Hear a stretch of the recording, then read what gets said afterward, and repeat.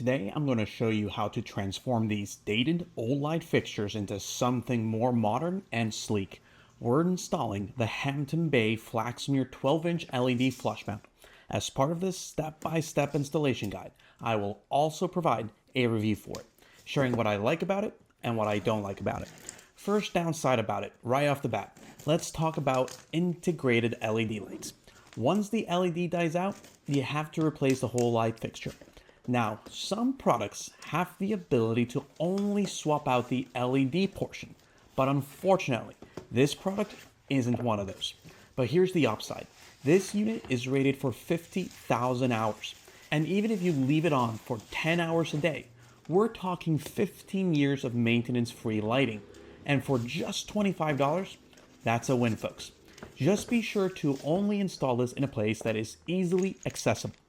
As we open this up, you'll see the hardware in this red bag.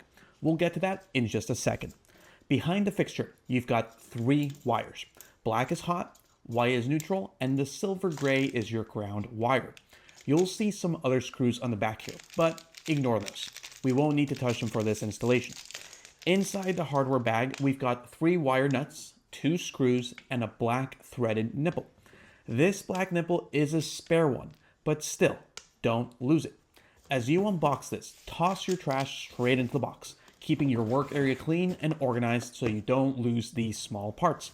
First thing to do once you finish unboxing is to remove the 3 threaded nipples from the new fixture.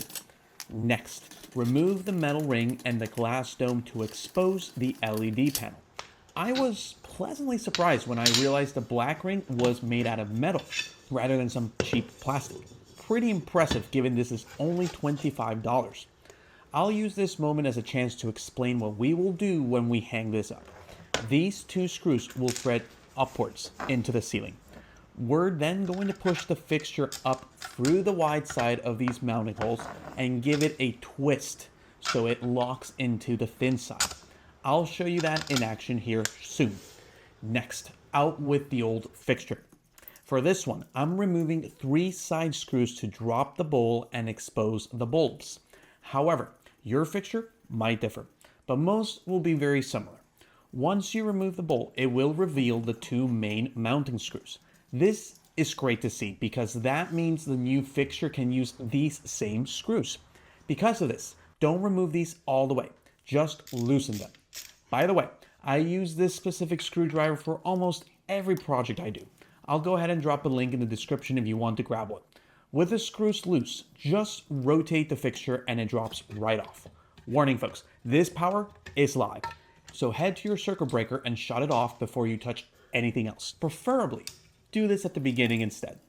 Once the power is shut off, the next step is removing the old wire nuts. These come in different sizes and are distinguished by their color. For threading only 2 wires, you can use the small or medium-sized ones. However, sometimes you'll have multiple wires already threaded together that you need to thread onto. For those, use the existing large wire nuts instead of the ones that came in the package. Now, let's get the new fixture wired up. First, we need to pop off these protective caps from the wire strands. Grab your wire nuts and put them in your pocket or have a helper hold on to them, because you'll need your hands free. To wire these, take the black wire and connect it to the black one, white with white and ground with ground. On this unit, the ground is silver and it's going to my ceiling's copper wire. As you wire these together, it's important that the wire threads make contact and have a strong hold. The best way to test after you've tightened all the wires is to do a pull test on each wire. It shouldn't feel loose or come off. You can also use electrical tape to seal any opening between the wires and the wire nut, but I won't be doing that here. Next, we need to align the wide part of the fixture holes with the screws we left in the ceiling. Push upward and give it a firm rotate. Do this so that the fixture's narrow hole is resting on top of the screws. Before we go further, let's flip the power back on to make sure that the wire connections are good.